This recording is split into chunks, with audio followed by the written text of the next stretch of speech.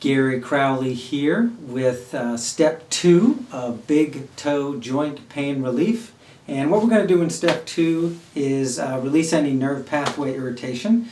The nerves that feed your big toe come out of L4 and L5, way up here in your low back. So we just want to make sure those areas aren't inappropriately tight. And sometimes they get tight and you actually feel it way down in the bottom of your foot or in your big toe. So we're going to do, I believe, 4 things here. We're going to do a passive low back stretch. We're going to do a reclined hip stretch. We're going to do a seated hip stretch, and we're going to do a wonderful hamstring stretch. So all these techniques, you can't do them too much, really. And if you just did all those stretches all the time, you'd probably be preventing yourself from having all sorts of low back issues and knee issues and other issues, just because your hips and low back would be nice and open. So I will leave you to it. Gary Crowley here, and now we are going to do a passive low back stretch. This is a fantastic stretch for any lower back, hip issues, and even some of the issues that might run all the way down to your Achilles and ankles. But it's a very simple stretch and it's enjoyable to do, so let's get to it. I'm going to take you're going to need some pillows and some support. This is an Iyengar yoga bolster. It's just a firm, soft surface. You could use some couch cushions that are firm. You could stack up some pillows. You could actually stack up some towels. You can do anything you want to get this thing. Your back's going to be hanging off this a little bit. So what you do is you put whatever you're going to use here. You take a pillow for your head. You put it here. And you lie on this cushion, like so. And basically you want your low back hanging off this cushion, getting a little traction. And that means that most of your weight, most of the weight of your hips is actually on the table or on the floor. You want just a little, you just want just enough so you're feeling a little bit of traction. I'm probably about 4 inches up once this thing is compressed. And then what you want to do is you want to put your feet, the soles of your feet together once you're comfortable. And then you want to take a pillow on each side and stick it kind of under, just to support your knee a little bit. You want to feel a tiny bit of a stretch in these legs, but you mostly want most of the work going on in your low back. You sit here, I'm nice and comfortable. You can read a book, you can meditate, you can listen to the radio, do whatever you want. But if you stay here for about 5 minutes, probably 5 minutes first time around, and then maybe take a half-hour break, do another 5 minutes. Once you're comfortable with this, you could probably do it for 10 or 12 minutes at a time. And then when you go to get out, first you take your pillows out. Then you bring your feet together first. And then whether you're on the floor or on a table, you just gently lean on one elbow, kind of roll out of it. And take your time. This might need a second or two to get used to gravity again, but that is your passive low back stretch, and it's a fantastic stretch.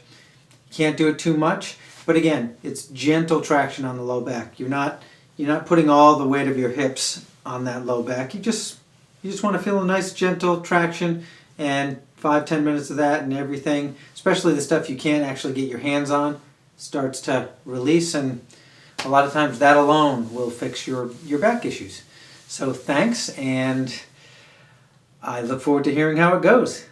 Stretch 1, lie on your back, and basically here's what you're going to do. You're going to cross one leg over the other, and we're going to be stretching our butt, basically this side though, and the leg that is crossed, you take the arm side of the leg that's crossed, and you're going to shoot it over your shin, same arm as the leg that's crossed, shoot it over your shin, then you take this hand, pull it through, put it through the hole, and grab that forearm. And you can pull this toward you, and when you get a nice high grip on that, then you can just hang out and relax for 20-30 seconds. And you will feel this in your butt. You will feel this release your hips.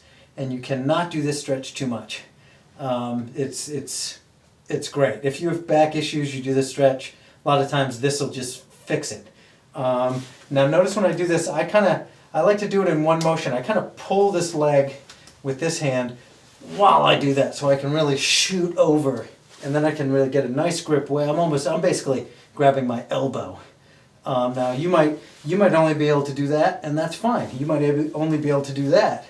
And if that's where you are, that's fine, but you just over time, and then what you want to do is you want to switch sides, do this side, do that for a little while, then you'll come back to this side. You notice this side's even looser, and then you go back to this side, and this side's looser, because they play off each other. Okay, so that's hip stretch 1. Hip stretch 2 is, we're basically going to do,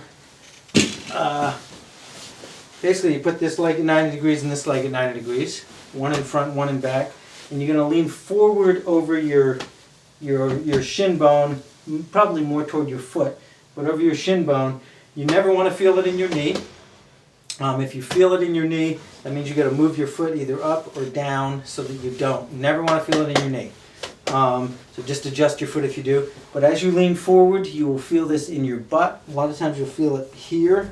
And that is going to release all those muscles that are basically yanking on your low back and hips.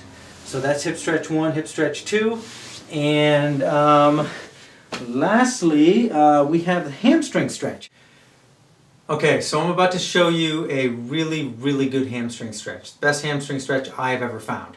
And basically you really want loose hamstrings, especially if you have back issues, because your hamstrings attach to the bottom of your pelvis, and when they get tight, they pull on those bones at the bottom of your pelvis, and your low back at the other end of that equation loses the tug of war because your low back muscles are not as big or as strong as your hamstrings.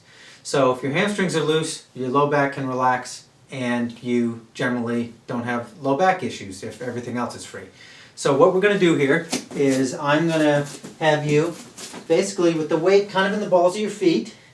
I'm going to have you just drop into a hamstring stretch. You might be here, it's fine. You want your legs straight, don't cheat, just to impress us. But just drop with your legs straight, drop into a hamstring stretch wherever that happens to be.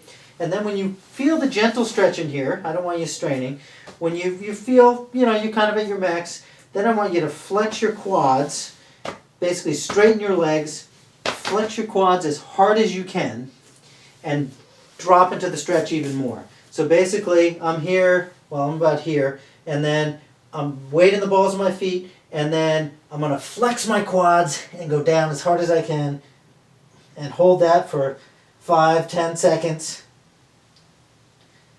and come back up, and then do it again, and you'll find you're flexing these as hard as you can is the key, because that tells your brain to let your hamstrings go, because these work off each other. Flex those, helps those let go. And basically I feel this all the way up my back. So that whole line of tissue is going to let go, so then my low back can relax because it's not being pulled on by all these big strong muscles. So that is the best hamstring stretch I've ever found, and if you do that, you can't do that stretch too much. If you did 3 sets of that 10, 15 times a day, very quickly you'd probably have no more back issues if you just did that alone. But I think you got to do those hip stretches and everything else I showed you, because who knows what you're doing out there. But thank you for your time. Now go back, review what worked, what didn't, what needs more work, and I look forward to hearing how it goes. Thank you.